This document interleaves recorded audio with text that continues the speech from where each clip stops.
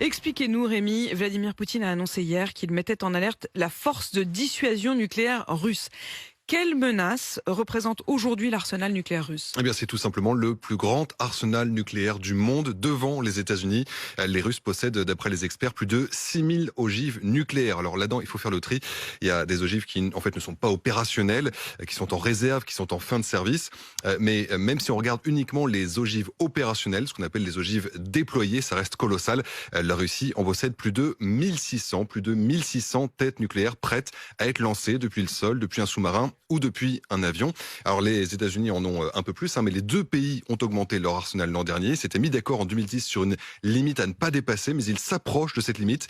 Et surtout, depuis 10 ans, la Russie a largement modernisé son arsenal. Elle a dépensé énormément d'argent pour ça. Et d'ailleurs, l'OTAN le disait encore récemment, dans le domaine nucléaire, la Russie impose désormais des défis d'un genre nouveau. C'est-à-dire, ce sont des missiles encore plus puissants? Oui, des missiles que Vladimir Poutine présente fièrement lui-même ces dernières années, notamment celui qu'on surnomme Satan 2, c'est l'OTAN qui le surnomme comme ça. Satan 2, c'est le plus gros missile nucléaire intercontinental jamais conçu, un missile qui peut frapper à plus de 10 000 km et qui peut détruire un territoire grand comme la France ou comme le Texas. C'est ce que disent en tout cas les autorités et les médias russes. Il faut se méfier évidemment des annonces de la communication, mais d'après l'OTAN, la Russie travaille effectivement sur de nouveaux types de missiles, en particulier des missiles hypersoniques, c'est-à-dire des missiles qui volent à une vitesse extrêmement élevée, à une faible altitude, et qui en plus peuvent manœuvrer en vol, ce qui les rend très difficiles à tracer pour l'adversaire. Alors ces missiles sont aujourd'hui en phase de test, mais ce qui est sûr, c'est que la Russie possède déjà des armes extrêmement puissantes, beaucoup plus puissantes que celles qui avaient frappé Hiroshima ou Nagasaki, et certaines de ces armes sont en position de frapper l'Europe. C'est pas tout à fait rassurant votre chronique, j'avoue, Rémi.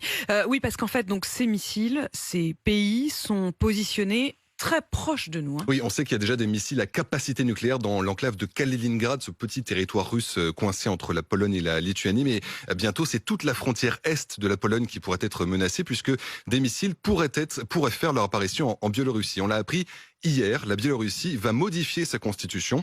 Elle ne sera plus un État neutre. Elle pourra accueillir légalement des armes nucléaires.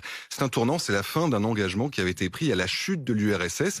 Alors, on sait que la Biélorussie est totalement alignée sur la Russie actuellement. C'est elle qui permet à l'armée russe d'attaquer l'Ukraine par le nord. Et elle pourrait donc aussi lui permettre d'installer des missiles nucléaires aux portes de l'Union européenne. C'est une hypothèse, mais la menace est prise très au sérieux. Emmanuel Macron a lui-même appelé le président biélorusse Alexandre Loukachenko samedi pour dénoncer la gravité de cette situation. Et il y a donc une vraie menace de guerre nucléaire. Alors évidemment, c'est difficile à dire aujourd'hui. Tout le monde essaye d'analyser depuis hier ces propos de Vladimir Poutine. Ce qui est sûr, c'est que quand il dit qu'il met en alerte la force de dissuasion nucléaire, ça ne veut pas dire qu'on passe d'un coup d'une menace lointaine à une menace immédiate. La menace est de toute façon immédiate. On sait que la plupart des armes nucléaires russes sont prêtes à être utilisées à tout moment, en quelques minutes, comme celle de l'OTAN d'ailleurs. Alors pourquoi parler d'une mise en alerte? Beaucoup d'experts estiment que c'est de la communication de la part de Vladimir Poutine, la surenchère la plus forte possible pour obliger l'Ukraine à abdiquer, pour obliger les Occidentaux à reculer. En tout cas, c'est un moment historique parce que c'est un changement de doctrine pour la Russie. On est passé de la dissuasion nucléaire à la menace nucléaire ouverte et ça rend le sort de cette guerre encore plus incertain.